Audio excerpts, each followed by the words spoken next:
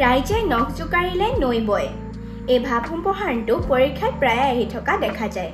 গতিকে মই আজিৰ এই ভিডিঅ'টোত ৰাইজে নখ জোকাৰিলে নৈ বয় ইয়াৰ বিষয়ে ভাৱ বহলাই ক'ম। গতিকে আহকচোন ভিডিঅ'টো আৰম্ভ কৰোঁ।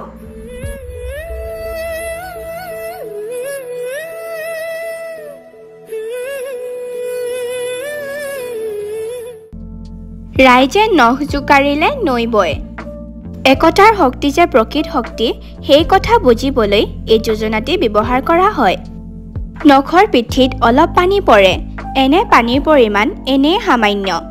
ইয়াৰে একো কাম কৰিব নোৱাৰি। কিন্তু একত্ৰিত হোৱা অজস্ৰ মানুহৰ নখৰ অলপ অলপ পানী গোট খোৱালে নৈ বৈ নগ'লেও এক বোজন পৰিমাণৰ পানী হয়। ঠিক তেনেদৰে একোজন মানুহৰ শক্তি বা ধনেৰে কোনো ডাঙৰ কাম কৰাটো অসম্ভৱ বা কঠিন। কিন্তু এনে বহুজনৰ অলপ অলপ শক্তি বা ধন গোট খোৱালে সেই শক্তি বা ধনেৰে এজনৰ বা অসম্ভৱ কামো অনায়াসে সম্ভৱ কৰি তুলিব পাৰি। আৱশ্যক মাত্ৰ একত্ৰিত কৰা। এতেকে আমি ঐক্যবদ্ধ হৈ কাম কৰিব লাগে।